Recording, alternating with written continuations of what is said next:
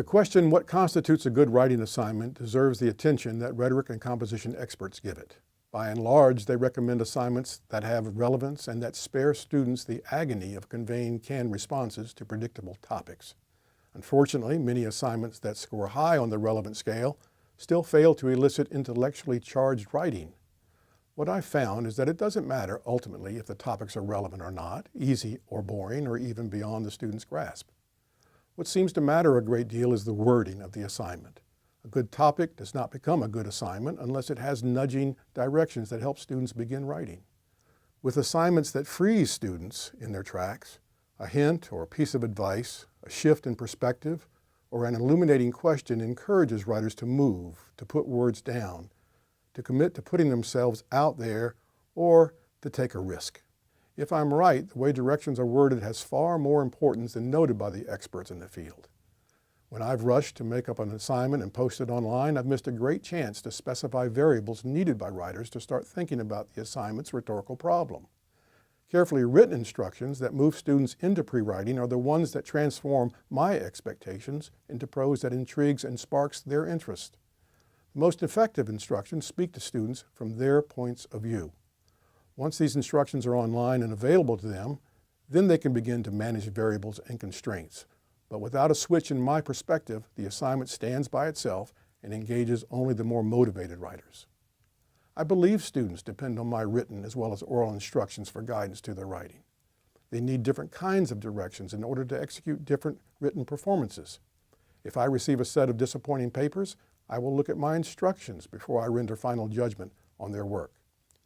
For example, I once crafted an assignment asking for a comparison and contrast of two magazine ads, and my instructions were to focus on the key features, write fully developed paragraphs referring to both sets, use parallel constructions, think about differences in imagery, color, line, perspective, audience, frame, and tone. My final instructions were relax, be precise, impress me with clarity, wit, and your imagination. In other words, I wanted a professional performance that discriminated among the ad's features, that skillfully used parallel constructions, that showed analytical expertise, and had great verbal control. As you might imagine, I was the only person in that class who understood that assignment. To everyone else, the instructions imposed unrealistic standards that fixated on the high-level cognitive demands. There is another truth here.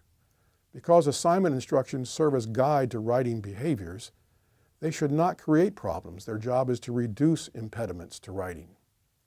Directions that nudge writers are different from commandments. Effective ones are clues pieced together by students during the early phases of their writing process. These instructions represent a choice for teachers who, after all, are the professionals with experience and the ability to shift perspectives and thus coach and coax students into writing. One more strategy available to teachers is to put their instructions in the form of questions. When I reworded the advertisement instructions, I asked, what are the 3 or 4 features in each ad without which it is uninteresting? This kind of question nudged students into starting their analysis and coding the artifact more effectively than a question that asks for a yes or no answer. In other words, if I had asked, are there identifying features? The student could have replied no, or yes, but I don't know why they're distinctive. And in either case, the student's inquiry never actually begins. An effective leading question, however, conveys open-endedness and helps writers ponder the question, turning it over in their minds until discovering an angle of vision and direction to take. In this role, teachers incorporate questions into their assignments that act as clues, leading students out of perplexity, ideally toward a solution to a rhetorical problem. The aim is to make them realize their abilities as problem solvers and to trust the sources of their own knowledge. Now, this is not original with me, this last point. A legendary scholar in rhetoric and composition named Mina Shaughnessy once said that ideas generally seem to be spawned in data, whether the data be fragments of remembered conversations or sensations, or opinions or carefully wrought texts of famous writers. To her insight, I add only this. The nudger in the search for data and for ideas is the teacher, who helps students get a good start on a writing assignment. The extent to which directions nudge writers into writing will vary, but the advantages to writing them from the point of view of students outweigh the disadvantages.